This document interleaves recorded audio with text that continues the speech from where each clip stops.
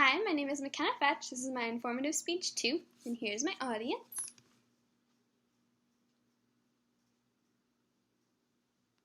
Okay.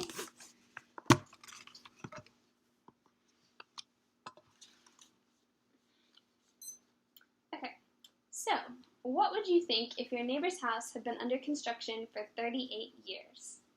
Sarah Winchester hired workers to work on her house 24/7 until the day she died. This home became known as the Winchester Mystery House. I have been intrigued by this topic ever since I was little. I read it in a ghost story book and just kept looking into it more.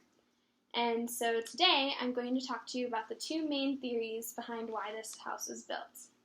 Specifically, I'm going to talk about who Sarah Winchester is, the original guess as to why she built it, and then the newer theory as to why it was built now. So, who Sarah Winchester is. Sarah Winchester was married to William Wirt Winchester in 1862, and he inherited the large family fortune of the Winchester family, who built the Winchester repeating rifle.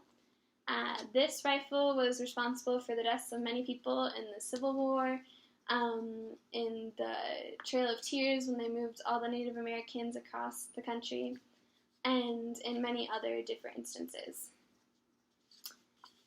So the first explanation was after her daughter and husband's deaths, Sarah Winchester went to visit the Boston medium.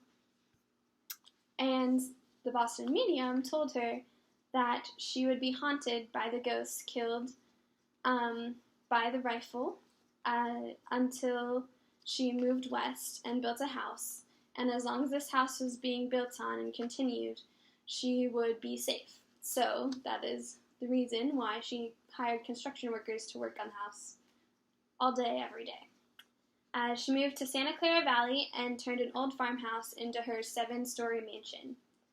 An earthquake later turned it down to a 4-story mansion, but it is still a great mansion. She was the sole architect for the house and had many strange additions built, some of which I have some visual aids of that you can all look at. She built staircases that had nowhere to go. They just went up to the wall and there was nowhere else to go. She also had a door that was at the front of the house, and if you stepped out the door, you would just fall straight down to her front porch.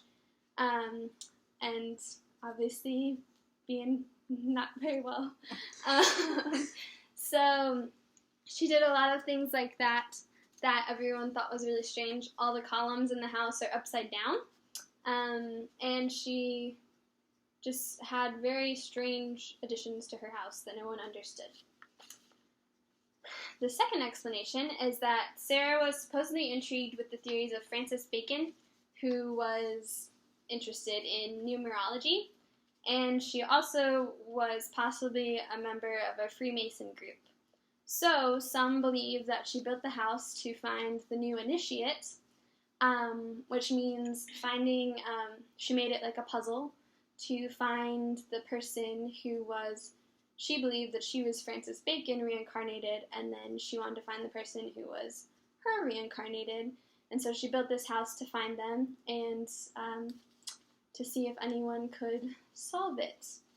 She was very interested in numerology, so the house has many instances in which there's the number 13 repeated in the tiles on the floor, in the number of stairs in the staircase, the hooks on the wall. Anywhere she could put it, there was numbers. She also had 47 chimneys, which is another connection to numerology. And in different instances, she would always put that meaning behind all the pieces that she made. Everything in the house has a meaning. There are spiderweb painting or spiderweb windows and things like that she made sure there's a point behind everything. So now you know the truth about who Sarah Winchester is. I told you of the ghostly theory behind the Mystery Mansion. You also learned of Sarah's possible connection to the Freemasons. And now that you have heard my speech, I hope that you feel well informed and are intrigued to look into Sarah Winchester yourself. Maybe someday you will all have the chance to visit the Winchester Mystery House.